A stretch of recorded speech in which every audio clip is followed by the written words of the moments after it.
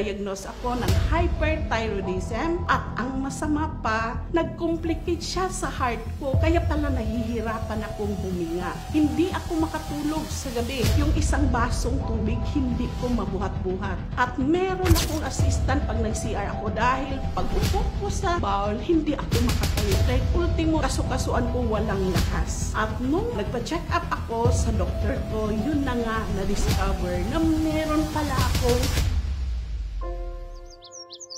doon ako nabahala. Talagang, Lord, paano nga ba ako gagaling? Gusto ko pang mabuhay. Gusto ko pang subaybayan ang paglaki ng anak ko. Hindi ako pwedeng mamatay.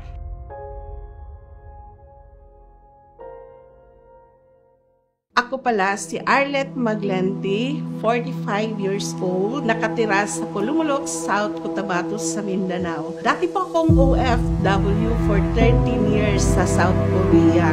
Doon ko po nakuha yung sakit ko dahil grabe talaga ang trabaho sa Korea. 12 hours daily. Kaya nung pumayat ako at kakaiba talaga naramdaman ko sa katawan ko, nag-decide akong umuwi na ng Pilipinas last 2019. At nung nagpa-check up ako sa doktor ko, na-discover na meron pala akong toxic goiter. Na-diagnose ako ng hyperthyroidism at ang masama pa, nag-complicate siya sa heart ko. Kaya pala nahihirapan akong huminga. Hindi ako makatulog sa gabi hanggang umabot na ng 5 o'clock in the morning. Gising pa rin ako at wala akong lakas. Yung isang basong tubig, hindi ko mabuhat-buhat. At meron akong assistant pag nag-CR ako dahil pag upo ko sa bowl, hindi ako makatayo. Dahil ultimo, kaso-kasuan ko walang lakas. Talagang niresitahan agad ako ng doktor ko. Akala ko, doon sa mga synthetic medicines na binigay ng doktor ko, gagaling ako. Pero dumaan ang isang taon, 2020, nag-complicate palalo.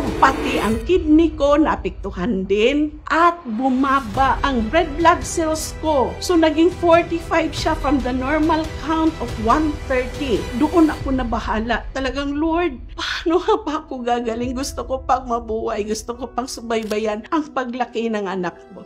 Hindi ako pwedeng mamatay.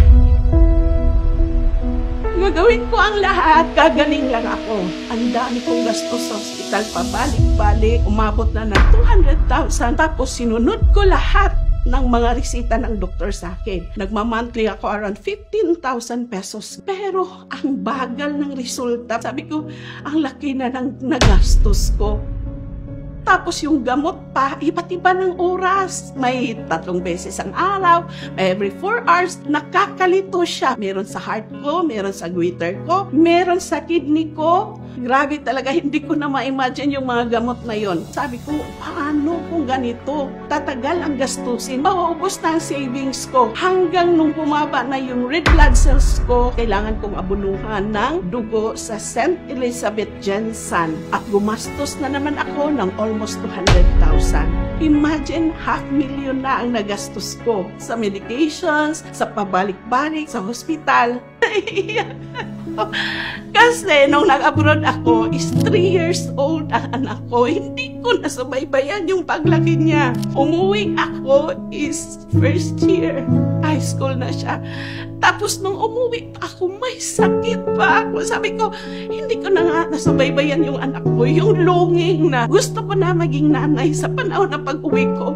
Tapos ito pa, another struggle na may sakit ako. Anak ko talaga ang pinaguhugutan ko ng loob na gusto kong gumaling. Hahanap ako ng gamot na magpapagaling sa akin dahil gusto ko makasama ang anak ko na matagal kong hindi nakasama dahil pang OFW pa ako. Hanggang sabi ko, subukan ko kayang mag-herbal. Then, nakita ko yung isang klase ng barley. Ininom ko siya. Umabot ako na 3 months, walang effect. Then, nag-scroll ako sa FB. Nag-pop up yung mga testimony ng mga nakainom ng Salveo barley. Na-curious ako. Sabi ko, wow, malubha ang mga sakit nila. Bakit hindi ko subukan? Malay mo, ito na yung gagamitin ng Diyos para gumaling ako. Wala namang mawawala. At isipin ko kung i-compare ko sa gastos sa synthetic na 15,000 monthly, ano lang ba yung mga trial pack ng Salveo? Gusto kong mabuhay.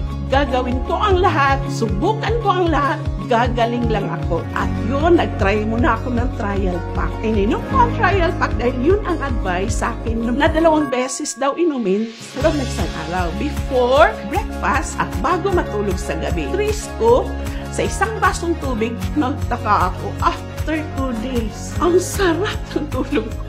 10 o'clock ng gabi, inaantok na ako na usually hindi ako ganun. Kaya nga nag-anemic ako dahil sa puyat. Sabi ko, wow, kakaiba siya. Kasi nung na-diagnose ako na may stone din ako sa kidney, sabi ng doktor, ipa-shockwave ako. Ayoko na, wala na akong pera pang gastos. Sabi ko, hanap ko ng paraan na hindi ako darating sa opera, hindi ako darating sa shockwave na sinasabi. Ihi ako ng ihi. Hanggang siguro natunaw na yung mga bato na nakabara sa kidney ko. Sabi ko, wow, ang galing ng barley na to. Miracle glass talaga siya. Kahit ako po, hindi makapaniwala na gano'n ang effect ng salvia sa akin. Kaya ang pinili ko na, hindi na ako nag-trial pack. Bakit ako manghinayang sa gastos?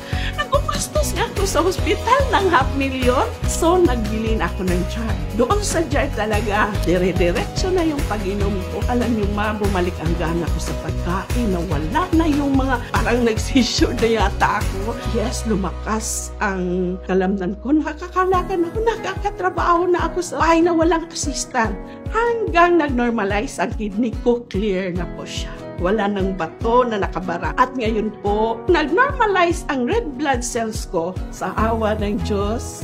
Salveo na lang talaga ang maintenance ko. At nung bumalik ako sa doktor ko, nagtaka siya bakit nag-normalize na yung red blood ko, tapos nag-clear na yung sa kidney ko, tapos yung palpitation ng heart ko, normal na rin. Tapos, tinuloy ko ba daw yung niresita niya sa akin? Sabi ko, Dok, wala na akong pera para bilhin lahat ng mga gamot. Sinubukan ko yung organic na Salveo kasi wala na talaga akong pang-support financial. Ubos ang savings ko. Kaya sabi niya, ituloy-tuloy mo yan. Gawin mo ng maintenance para hindi na bumalik. At hindi ako hihinto na i-share. Kahit sa husband ko, mataas ang blood sugar niya.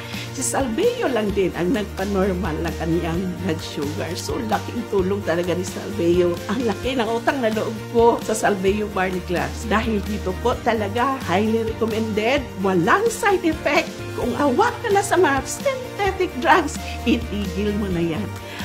Dahan mo sanayin ang katawan mo sa Salveo Barley Glass. Ako si Arlette Maglente at ito ang aking kwentong Salveo.